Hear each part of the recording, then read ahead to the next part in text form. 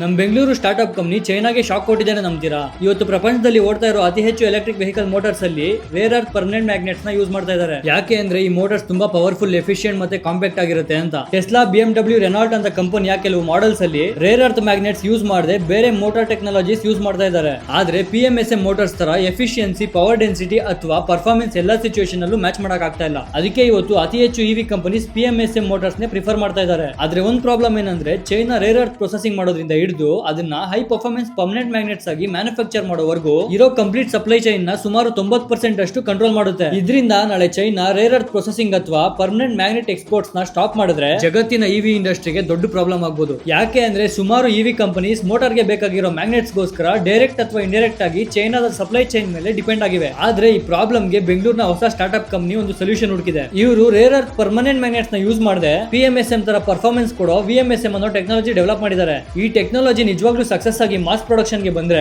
China rare earth magnets ಮೇಲೆ ಇರೋ dependence ತುಂಬಾ ಕಡಿಮೆ ಆಗುತ್ತೆ. ಮತ್ತೆ ಇವತ್ತು ಜಗತ್ತು EV ಮೋಟಾರ್ಸ್ ಗೋಸ್ಕರ ಚೈನಾ ಕಡೆ ನೋಡ್ತಾ ಇದೆ. ಮತ್ತೆ ನಾಳೆ ಅದೇ ಜಗತ್ತು ರೇರ್ ಅರ್ತ್ ಫ್ರೀ ಮೋಟಾರ್ ಟೆಕ್ನಾಲಜಿಗೋಸ್ಕರ ಇಂಡಿಯಾ ಕಡೆ ತಿರುಗಿ ನೋಡಬಹುದು.